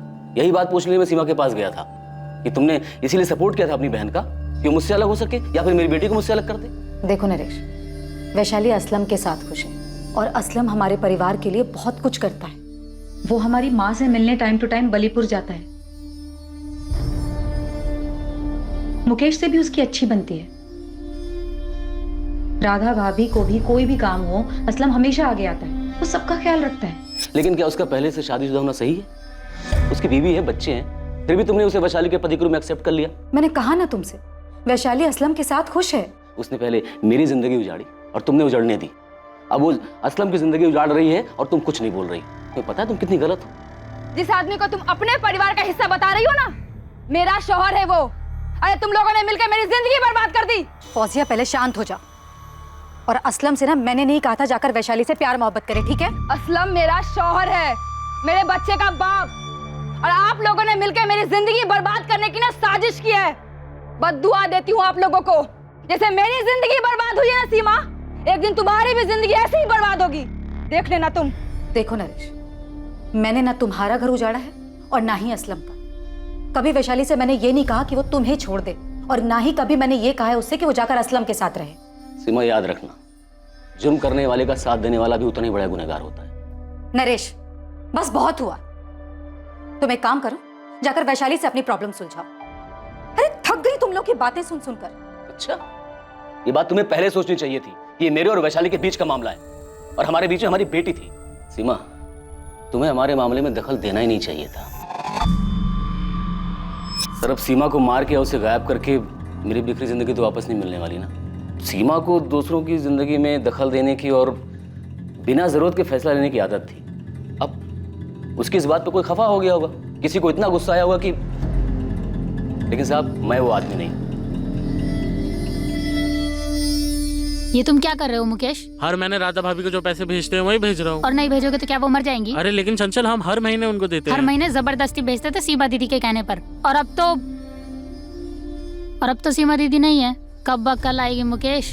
पैसे भेजने की कोई जरूरत नहीं है, फोन ही मत उठाओ राधा भाभी का, वो खुद ही समझ जाएंगी। मुकेश अब फोन ही नहीं उठा रहा है वैशाली। मैं मुकेश से बात करती हूँ भाभी। ये सीमा ऐसे कहाँ चली गई? मुझे क्या पता भाभी, मुझे थोड़ी बोल कर गई वो, मैं भी तो यही थी ना आप लोगों के साथ। सीमा यहाँ होती ना तो मुकेश ऐसा बर्ताव कभी नहीं करता। तो ठीक है, आप इंतजार कीजिए सीमा दीदी के वापस आने का, वहीं आकर मुकेश से बात कर लेंगे। तुम ऐसे क्यों बात कर रही हो? क्योंकि आप बात ही ऐसे कर रही हो भाभी। मैं कह रही हूँ कि मैं मुकेश से बात करती हूँ, लेकिन नहीं, आप बोल रही हो कि सीमा दीदी यहाँ होती तो ऐसा नहीं होता।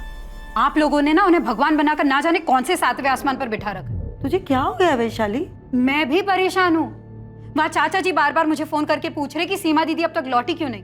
ये यशवंत जीजा जी मुझसे बार बार पूछ रहे कि मुझे कुछ सीमा दीदी ने बताया था क्या। माँ भी मुझसे ही बार बार पूछ रही है। जब तक सीमा दीदी थी तब तक सब उसी को पूछते थे, अब नहीं है तब भी उसी के बारे में सवाल कर रहे हैं। बस सीमा सीमा सीमा सीमा सीमा ही सब कुछ है, बाकी किसी की कोई लाइफ नहीं है। वैशाली, तेरा कुछ झगड़ा हुआ है क्या असलम के साथ? बड़ी जल्दी अक्ल आ गई तुझे? खाना खाने देगी चैन से मुझे? क्यों? उस कमीनी ने भी चैन से खाने नहीं दिया? अगर वो कमीनी है ना, अपनी शक्ल देख ले शीशे में जाके। वो तूने कहावत सुनी है, आसमान से गिरे खजूर पे अटके वैसी हालत हो गई मेरी। खजूर पे नहीं अटका तू, बवंडर में फंसा है। वैसे तूने सब किया किसके लिए? हाँ, उस सीमा के भाई मुकेश और उसकी पत्नी चंचल के लिए, या सीमा के बेटे राजेश के लिए, या जिस खजूर पे अटका हुआ ना उस वैशाली के लिए? दिशा मिश्रा नाम है लड़की का, आपके बेटे राजेश के साथ कॉलेज में पढ़ती है। मैंने खुद राजेश से साफ साफ पूछा कि उसने कुछ किया है क्या। तो हमें भी आकर बता देती कि राजेश की माँ सीमा को तुम्हारा और राजेश का मिलना जुलना पसंद नहीं है। हाँ, लेकिन मुझे नहीं पता था कि उस वजह से राजेश ने कुछ किया होगा। मैंने तो उससे ऐसे ही पूछ लिया था। यशवंत, इतनी बड़ी बात, ऐसा तो हो ही नहीं सकता कि आपको पता ही ना हो कि आपके बेटे राजेश की इस दिशा को लेके अपनी माँ से लड़ाई चल रही थी। राजेश, पुलिस मुझसे बार बार पूछ रही थी कि तुम्हारी मम्मी किस बात को लेकर परेशान है। मैंने कुछ बताया नहीं उन्हें। पापा? राजेश, सच सच बता दो, सच जानना है मुझे। सर, राजेश अपनी मम्मी के साथ ऐसा कुछ नहीं कर सकता। सर, मैंने पूछा था उसे, उसने बताया मुझे उसने ऐसा कुछ नहीं किया है। अब यही बात हमें आपके बेटे से पूछने दीजिए, लेकिन ये दिशा मिश्रा वाली बात आपको खुद हमें बहुत पहले बतानी चाहिए थी। अब साफ साफ बताइए, क्या आपकी पत्नी सीमा की परेशानी की वजह यही थी?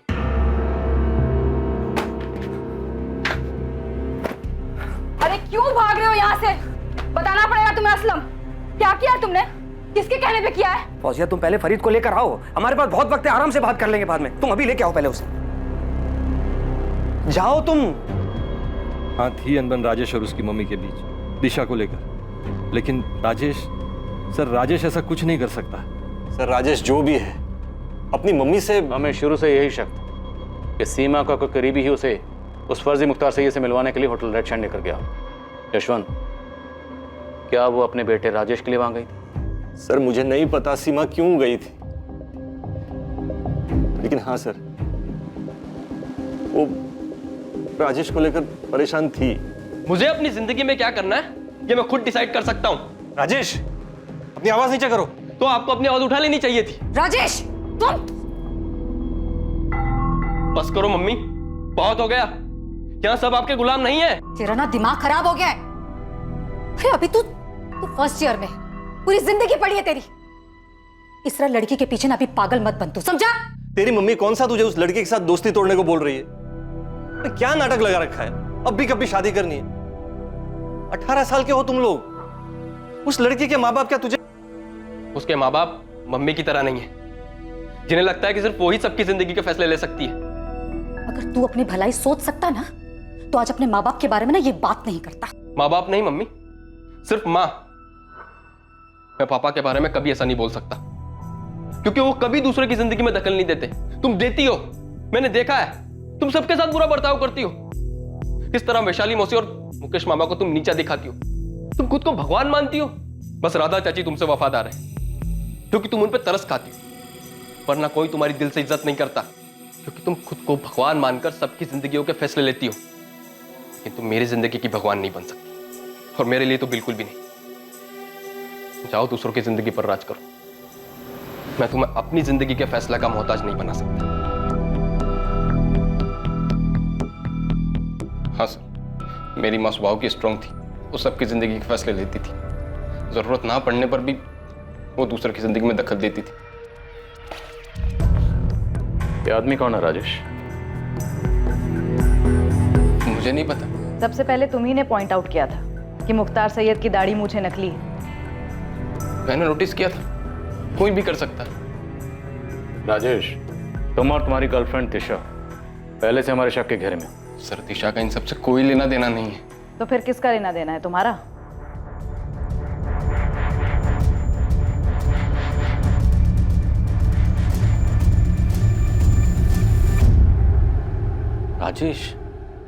राजेश ने किया ये?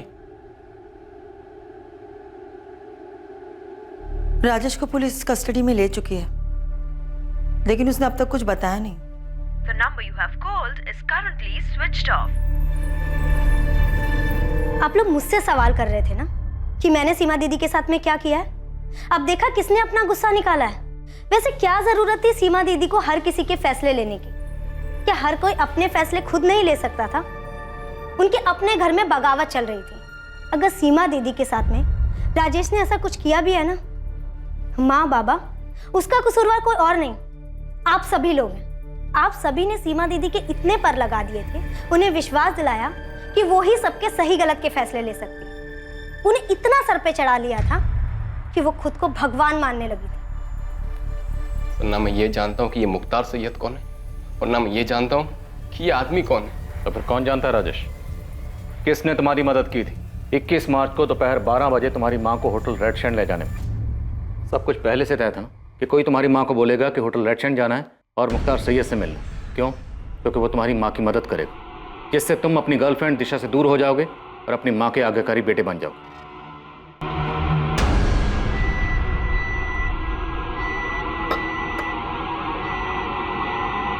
ये जो बुरी ताकतें हैं सीमा, हमें उन पर काबू पाना है।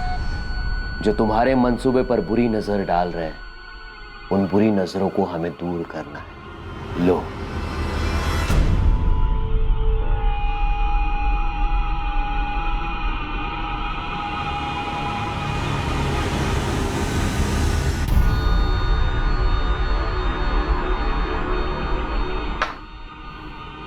क्या इससे वो सारी बुरी शक्तियां खत्म हो जाएंगी जो आसपास मंडरा रही हैं? ये सब कुछ साफ कर देगा सीमा, सब कुछ, सभी बुरी शक्तियों को नष्ट कर देगा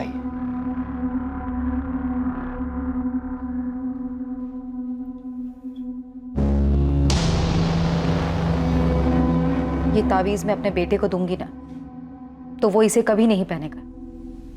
वो मुझसे नाराज है, वो मेरी बात नहीं मानेगा। उसे लगता है कि मैं उसकी दुश्मन हूं। ये उसे पहनने के लिए मत बोलना, उसके बैग में एक छोटा सा पॉकेट बनाकर उसमें रख देना। ये अपना काम करना शुरू कर देगा और धीरे धीरे वो संभल जाएगा। मेरी किसी ने मदद नहीं की सर, किसी ने भी नहीं। हाँ, मैं बात नहीं कर रहा था मम्मी से, नाराज था मैं उनसे, लेकिन मैंने नहीं मारा उनको। मारा? मतलब हमारा शक सही था? उनकी मौत हो चुकी? सर, 2 हफ्तों से ज्यादा हो गए। मम्मी खुद से घर से जाने वालों में से नहीं है। क्यों जाती वो? इतना पावर था उनके पास, सब उनके इशारों पे चलते थे। राजेश, तुम्हारी माँ तुम्हारे परिवार की ताकत थी, जो दूसरों के दुख दर्द में उनका साथ देती थी, दूसरों की मुश्किलों को हल करती थी, दूसरों के फैसले लेती थी। हाँ, हो सकता है कुछ फैसले उन्होंने गलत लिए, पर इससे किसी को उनको मारने का हक नहीं मिल जाता। मैंने नहीं मारा अपनी मम्मी को, नहीं मारा है मैंने। हो सकता है मेरी वजह से वो बहुत तकलीफ में थी, मेरी कोई बात बहुत ज्यादा बुरी लगी होगी उन्हें, लेकिन मैं क्यों मारूंगा अपनी मम्मी को? 21 मार्च को होटल रेड शाइन कौन ले गया था उन्हें? घर का ही कोई आदमी था जो तुम्हारी मदद कर रहा था। 21 मार्च को सुबह 8 बजे असलम शेख ने फोन किया था तुम्हारी मम्मी को। तुमने 21 मार्च की सुबह सीमा से बात की, जिस दिन वो लापता हुई। जी जी जी, बात की थी हमने। राजेश, क्या वो आदमी असलम शेख था? मुझे नहीं पता, मैंने नहीं मारा अपनी मम्मी को sir. I really miss sir.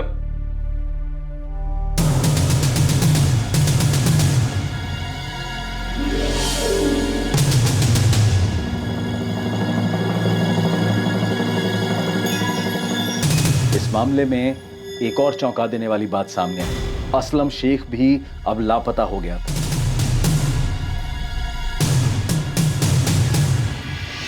मैं खुद असलम को फोन लगा रही हूँ, कल से उसका फोन बंद आ रहा है। कहाँ भाग गया वो? उधर हम राजेश तक पहुंचते हैं और इधर असलम भाग जाता है। मुझे भी नहीं पता, मैं खुद उस तक पहुंचने की कोशिश कर रही हूँ। उसका छोटा भाई शमशेर भी नहीं जानता कि असलम चला कहाँ गया है। सर आप क्या ढूंढ रहे हैं सर? अंदर के कबाड़ भी खाली है, लगता है दोनों भाग गए, असलम और फौजिया।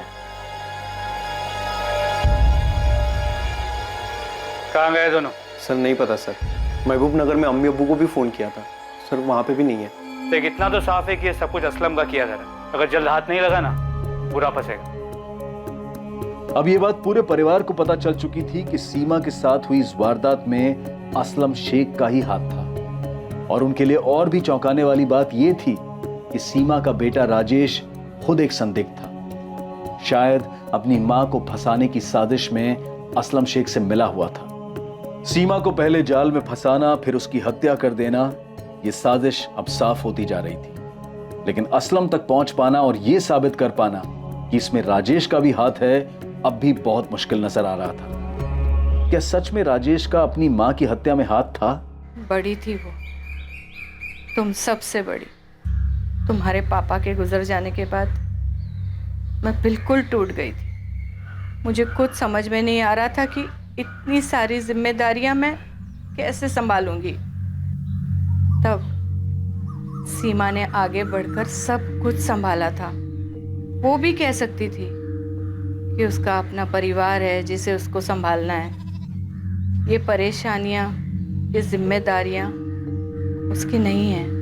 पर उसने जो किया सिर्फ तुम लोगों के लिए किया, एक हक के साथ कि ये परिवार उसका है। असलम शेख को हर जगह ढूंढा जा रहा था और सीमा के बेटे राजेश से बार बार कड़ी पूछताछ हो रही थी। लेकिन राजेश अपने बयान से हिलने को तैयार नहीं था। वो ये मानने को तैयार नहीं था कि उसकी मां की हत्या में उसका कोई हाथ है। और सच्चाई भी यही थी कि राजेश का अपनी मां को फंसाने और उसकी हत्या में कोई हाथ नहीं था। सर ये असलम शेख जहां भी जा सकता है, दोस्त रिश्तेदार उन सबके घर के आसपास खबरियों को तैनात कर दिया। और अभी तक उसका कुछ पता नहीं चला? नहीं सर। दिनेश, ऐसे कहाँ गायब हो गया वो? सर मुझे लगता है कि असलम को पता चल गया था कि हम इस केस को सुलझाने के काफी करीब आ गए। सर राजेश से 15वीं बार पूछताछ कर चुके हैं। वो अपने बयान पर डटा हुआ है और उसके खिलाफ हमें कोई सबूत भी नहीं मिला है। सर आई फील राजेश इस केस में इन्वॉल्व नहीं है। क्यों? सर इतना तो पक्का हो गया कि असलम शेख इसमें इन्वॉल्व है, लेकिन असलम राजेश के लिए ये सब क्यों करेगा? सर आई मीन असलम का कोई तो फायदा होना चाहिए। राजेश असलम को ऐसे क्या दे सकता है कि असलम राजेश के लिए ये करे? अगर फायदे की बात है तो फिर मुकेश हो सकता है। उसकी पुश्तैनी घर और जमीन सीमा उसे बेचने नहीं दे रही थी।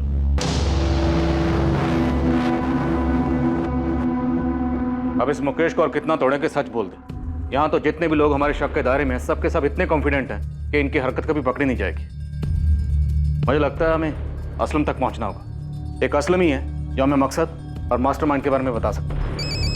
एक्सक्यूज मी, पिंटू है। हाँ पिंटू बोल। सर मैं भोजपुर में हूँ। असलम के भाई शमशेर का पीछा कर रहा था कि अगर असलम इन्वॉल्व होगा तो शमशेर कुछ जानता होगा। साहब खजाना हाथ लगाए। क्या हाथ लगाए? मुख्तार सैयद साहब, वो फर्जी आदमी शमशेर का दोस्त निकला, यहाँ पर है। शोएब मिर्जा नाम है उसका। आप जल्दी पहुंचे। एक तरफ पुलिस शोएब मिर्जा को उठाने निकली जो मुख्तार सैयद होने का ढोंग रचा रहा था।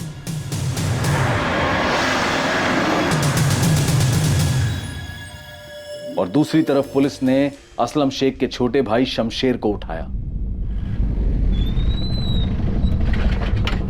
आइए सब, ये वाला सामने वाला घर है।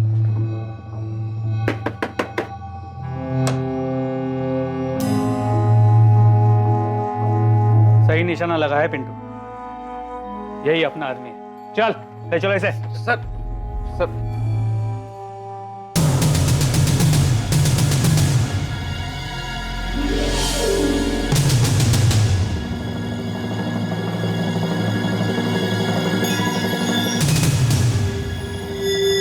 माशाअल्लाह, सही लग रहे हो शोएब। शुक्रिया असलम मियां। मस्त, एकदम मस्त एक्टर हो गया तू। हाथ तोड़ो या पैर तोड़ो शमशेर? कुछ मत कीजिए साहब, मैं सब बताता हूँ साहब। मैं तो सिर्फ असलम भाई की मदद की। इस मदद की कोई खास वजह? वजह नहीं पता साहब, लेकिन असलम भाई सीमा दीदी को मारना चाहते थे और सारा प्लान भी असलम भाई ने बनाया और सब कुछ उन्होंने सेट किया साहब। और असलम भाई ने जो जो कहा हमने वही किया साहब। बिल्कुल सही इलाज लेके आया हूँ राजेश के लिए। मैं भी इनमें मानता हूँ, बहुत अच्छे से मानता हूँ। मुझे यकीन है राजेश एक दिन सही रास्ते पे आ जाएगा। अच्छा, तो कब मिल सकती हूँ मैं मुख्तार भाई से? आप आज ही मिल लीजिए। देखिए मैं तो गांव जा रहा हूँ, शमशेर आपको मिल जाएगा, वो आपको पहुंचा देगा। और मुख्तार भाई होटल रेड शाइन में आने वाले हैं लोगों से मिलने के लिए, आप भी चले जाइए। ठीक है। शमशेर, शमशेर जी। 12 बजे पहुंच जाना, सीमा दीदी को बोला है। और गाड़ी कॉलोनी के कॉर्नर पे खड़ी कर देना। किसी भी कीमत पर होटल के अंदर मत जाना, सीसीटीवी कैमरे लगे हैं। उनको कुछ भी बोलना, कहना इंपॉर्टेंट फोन कॉल्स हैं मेरे। ठीक है भाई। जा तैयारी कर।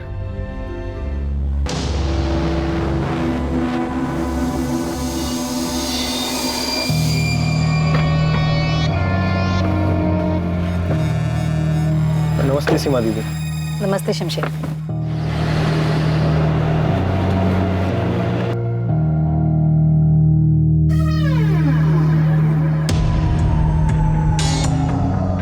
दीदी आप होटल जाकर आ जाइए, मुख्तार भाई रूम नंबर 201 में है।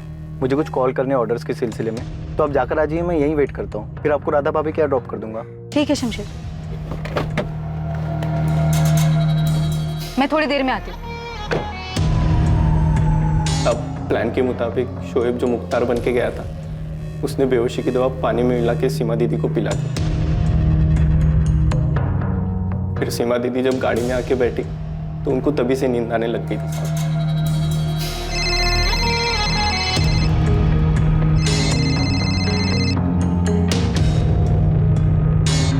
हाँ संतोष। हेलो सीमा, कहाँ पर हो? सब लोग वेट कर रहे हैं तुम्हारा। मैं पहुंच रही हूँ।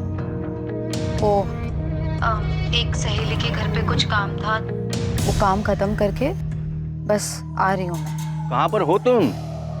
हाँ संतोष, मैं आ रही हूँ, रास्ते में ही हूँ मैं तुम।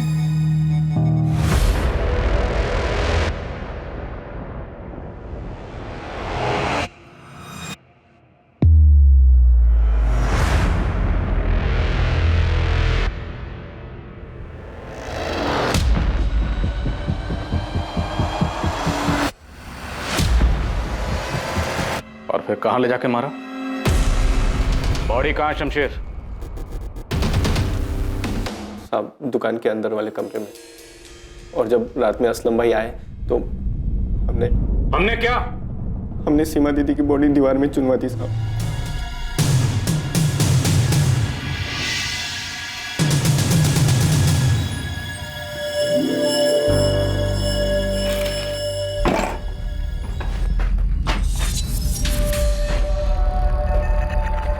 कहाँ?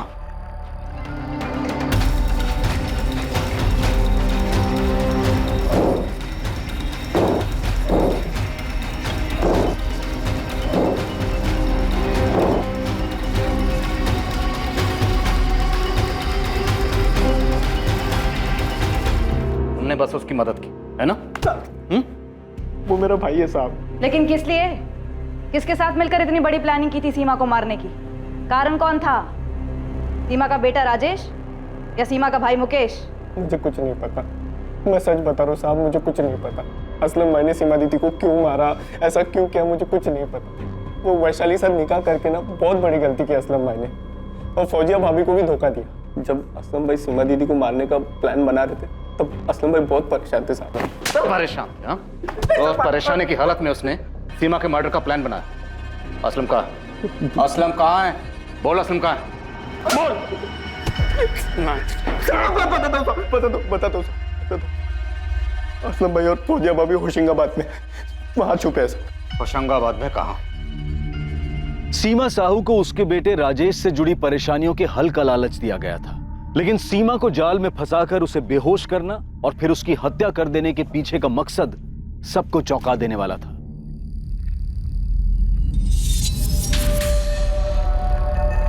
सीमा की बॉडी बुरी तरह से डिकम्पोज हो चुकी है। हमें डीएनए मैच करने के लिए टेस्ट करने होंगे, आपके बेटे राजेश और सीमा के दोनों भाई बहन मुकेश और वैशाली के साथ।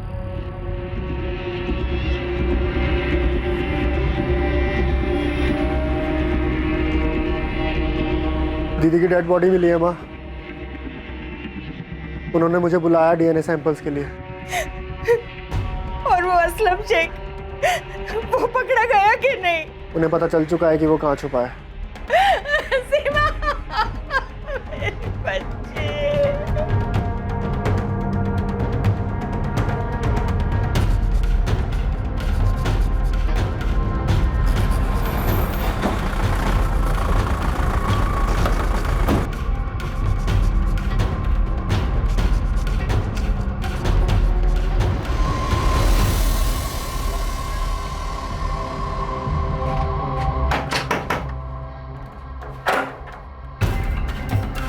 फौजिया, असलम को बाहर बुलाओ।